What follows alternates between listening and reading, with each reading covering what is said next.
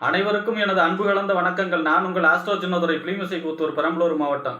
புஷ்கர நவாம்ச யோகம் யாருக்கு? அதாவது புஷ்கர நவாம்சம் அப்படின்னா புஷ்கரனா தூய்மையான யோகத்தை கொடுக்கக்கூடியத புனிதமானது அப்படின்னு அர்த்தம். ஆக புஷ்கர நவாம்சம் அப்படின்னா ஒரு குறிப்பிட்ட கிரகத்துடைய நட்சத்திரத்துடைய குறிப்பிட்ட பாதத்தில் ஒரு கிரகம் இருந்து தன்னுடைய திசையை நடத்தும் பொழுது அது யோகத்தை தரும்.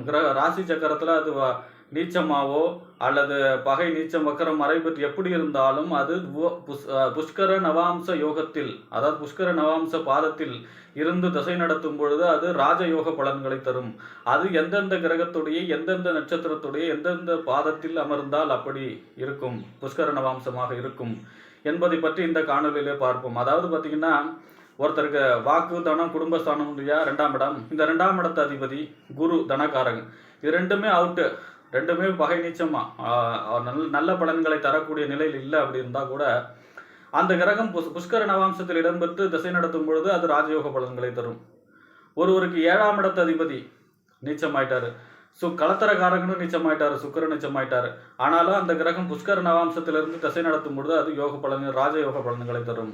ஒருவருக்கு 10ஆம் அதிபதி நீச்சம், தொழில்காரகனாய சனியும் நீச்சம், அப்புறம் அந்த அமைப்பு இருந்தும் அது புஷ்கர நவாம்சத்தில் இடம்பெற்றால் அது ராஜயோக பலன்களை தரும்.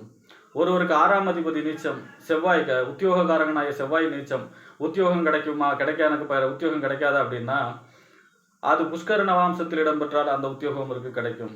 ஆக இப்படி நுணுக்கமாக சென்று அது நல்ல பலன்களை தருமா என்பதை பற்றி சொல்லக்கூடியது தான் இந்த புஷ்கர நவாம்சம்.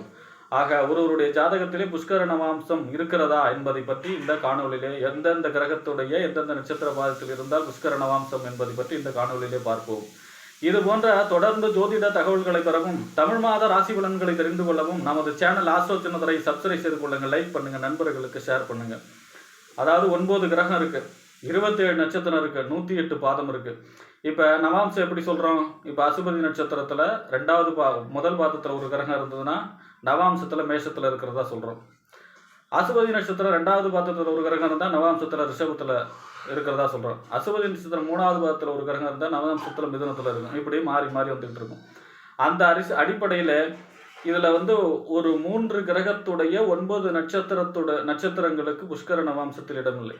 அது எதுனா கேதுவோடைய நட்சத்திரம் அசுபதி, மகம், மூலம். அடுத்ததாக செவ்வாயுடைய நட்சத்திரம் மிருகசீரிஷம், சித்திரை, அவிட்டம். அடுத்ததாக புதனுடைய நட்சத்திரம் ஆயில்யம், கேட்டை, ரேவதி. இந்த 9 நட்சத்திரங்களும் புஷ்கர நவாம்ச யோகத்தில் இடம்பெறுவதில்லை. அடுத்ததாக சுக்கிரனுடைய நட்சத்திரம் என்னன்னா அப்படின்னா பரணி, பூரம், பூராடம். இந்த 3 நட்சத்திரங்களிலும் 3வது பாதத்தில் இந்த சுக்கிரனுடைய நட்சத்திரம் பரணி, பூரம், பூராட நட்சத்திரத்தில் 3வது பாதத்தில் எந்த கிரகம் இருந்து திசை நடத்தினாலும் அது புஷ்கர நவாம்சமாக யோக பலன்களை ராஜயோக பலன்களை தரும். ராசி சக்கரத்தில் அந்த கிரகம் எப்படி இருந்தாலும். அடுத்ததாக சூரியனுடைய நட்சத்திரம் என்ன? கார்த்திகை நட்சத்திரம், உத்தர நட்சத்திரம், உத்திராட நட்சத்திரம். இந்த கார்த்திகை, உத்தரம், உத்திராட நட்சத்திரத்தின் 1வது பாதம் மற்றும் 4வது பாதம். கார்த்திகை நட்சத்திரம் 1, 4 எப்போ எங்கே இருக்கும்னா கார்த்திகை நட்சத்திரத்தின் முதல் பாதத்தில் ஒரு கிரகம் இருந்தால் நவாம்சத்தில் தனுசுல இருக்கும்.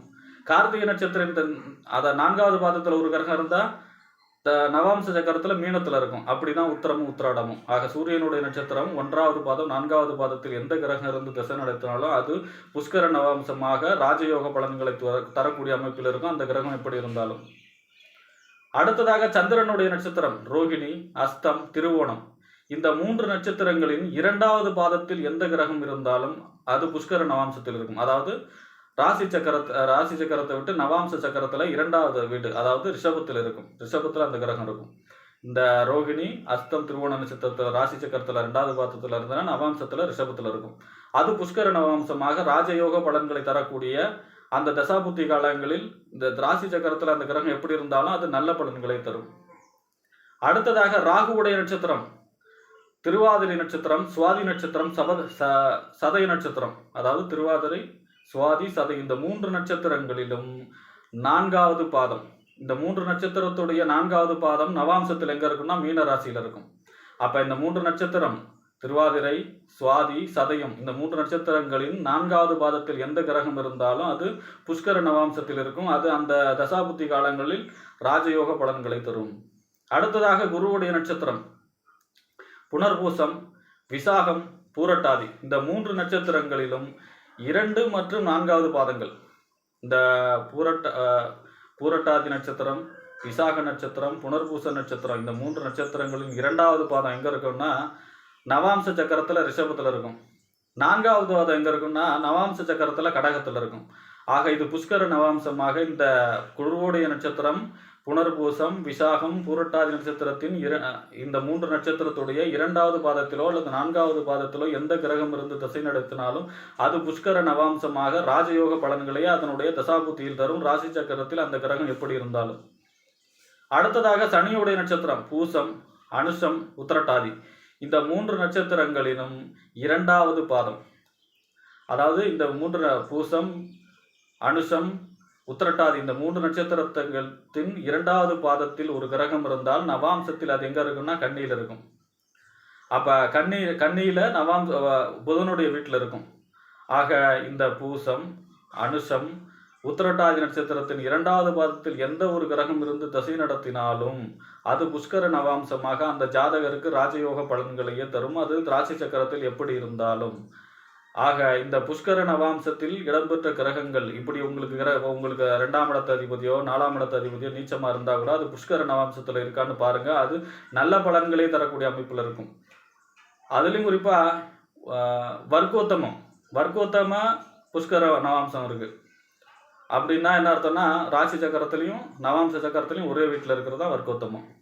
அது எதுன்னா ரோகிணி நட்சத்திரம் 2வது பாதம், புனர்பூசம் 4வது பாதம், உத்திராட நட்சத்திரம் 1வது பாதம் இதுலலாம் கிரகம் இருக்கும்போது அது ஒரு கல்ல 2 மாங்காய் அடிச்ச மாதிரி வர்க்கோத்தமம் பிளஸ் புஷ்கர நவாம்சம். ஆக அது மிக மிக அற்புதமான பலன்களை தரும். அதாவது ரோகிணி 2, புனர்பூசம் 4, உத்திராட 1ஆம் பாதத்தில் இருக்கக்கூடிய கிரகங்கள் மிக மிக நல்ல பலன்களை தரும். இதுல என்ன ஒரு பெரிய சிக்கல்னா நமக்கு மறைவு ஸ்தானாதிபதி 6, 8, 12 பாதகாதிபதி இருந்து அவர்கள் இப்படி இருக்கும் பொழுது அது கெடுபலன்களையும் அதிகமாக தந்து விடுகிறது.